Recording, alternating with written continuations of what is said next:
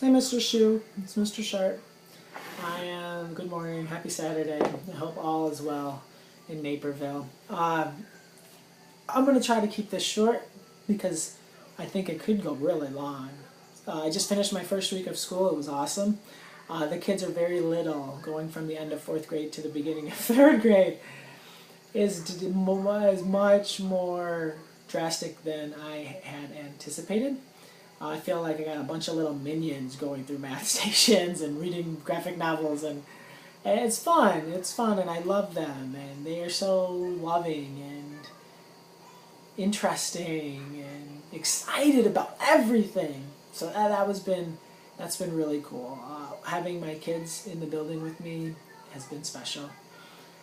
I have this huge fear that I'm going to blink and they're going to be gone and they'll be in middle school. And the thing that scares me the most about that is once they leave, they'll never come back and they'll never be that age again. And as an elementary teacher, it's the ages I just love so much. And I'm sure everything about parenthood will be great. But that's going to be hard and it's going to go really fast. I can't believe we're done with the week. Dead End in Norvelt was a book that I did not love when I read in 2011. I did the audio, and I know a lot of people are big fans of the audio. I was not. I didn't like it. I was mad when it won the Newbery Medal, and I was not looking forward to rereading it at all. Rereading the print copy, I really enjoyed it, and I was way into the story. I'm a big historical fan, Mr. Shu, you know that, and I really liked it. I can totally get the Scott Odell Award for this book. It's very well done. I was really not disappointed. I didn't love is a better word. I didn't love the last. Sorry, something. I didn't. Oh, it's a book. I didn't love the last 50 pages. I didn't even really, I guess, like them. I love maybe now that there's a sequel that will make me feel a little bit better, or a companion or whatever it is. I just didn't love the end, and I don't know, it made me sad because I was really digging the book and I was thinking, I'm going to give this 5 stars. I'll probably give it 4 and bump it up from the 3 that I had, but I wasn't a huge fan of the end. So just in honor of our challenge, keeping things real and honest and not just sugarcoating things, that's how I feel. 2 honors in 2012 made me really upset, and I was trying very hard. It's been 20 months, 19 months, something like that, and I'm still not over it. I thought they were both good. Stalin's Nose is fine, and I really think Inside Out and Back Again is well done for a novel in verse. But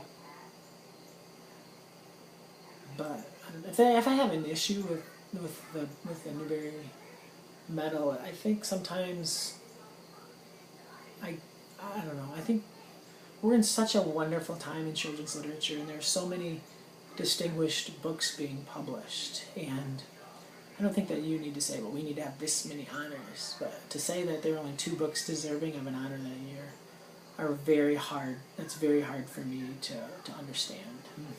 And I guess I don't understand maybe the process completely, but if the process is one that awards 2 honors in 2012, then maybe it's a process that I don't completely agree with. Not that anybody cares what I think, but I mean, Breadcrumbs, Hound Dog True, Friendship Doll, Trouble with May Amelia are just a few that pop into my head right now of thinking like, how is this not? How is this not distinguished? Like, what about this book does not scream the Newbery criteria? I don't know. Maybe the delineation of setting, Linda didn't do a good enough job, but I don't know. So that's something that I feel strongly about as we move forward. A tremendous number of people, like double digits, have told me, respect the process. Or, I talked to this person, and they said respect the process. It's all respect. And the more I understand the process, and as I think about it more, I don't know that I don't have to respect the process, and I think that it's good that we challenge the process and we think about, well, what is the best process? Because I'm not sure that it works in that sense. Maybe it works in picking the medalist, but a process that awards 2 honors for the book published in 2011 is a process that I'm questioning, and that's good. That's good to question it. If it's going to be something, if the Newbery Medal is going to be something that we want it to be, then it all should grow and change and hold true to what it really means. But no, sorry, that's kind of like a Newbery Honor rant. I know this is about the Newbery Medals, but I don't know. It was a hard year for me, and I remember going to recess after watching it with my kids and just being devastated and in shock and having a hard time understanding why. Yeah. Mr. Shu, I'm going to stop because I could just keep going on forever. It's almost over, Mr. Shu, and I know next week is Ivan, and I don't think that we're going to want to talk about the challenge and a lot of this stuff next week, because it's Ivan's week next week, and that's pretty cool. I really enjoyed doing this with you, Mr. Shu, and I appreciate that you came up with this crazy idea and you asked me if I'd be interested in trying it with you. I know that if I would not have been doing this with you, I never would have made it through. I might have made it through the 20s. I definitely would not have made it past Johnny Tremaine. So I thank you for doing this with me, to think about where our friendship has come from when we started this to now. It's really cool to think about, and I'm excited to see what our next adventure is and what our next project will be, and just how we can continue to celebrate children's literature, how we can continue to do things that help us in our library and in our classroom. And I'm excited about that, and we've had a lot of fun, haven't we? Who knows what's next? I don't know, but something is next, and that's always exciting. Have a wonderful Saturday, Mr. Shu.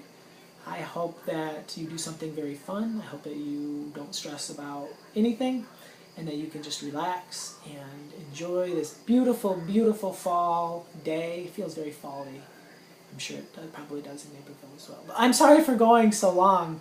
This is a late video. It's almost 8 o'clock in the morning, and I am not getting my work done on time. So I apologize, Mr. Shu. From I'm teaching in Parma. From Albion, Michigan, Mr. Johnny Shu. Have a wonderful day and happy, happy reading.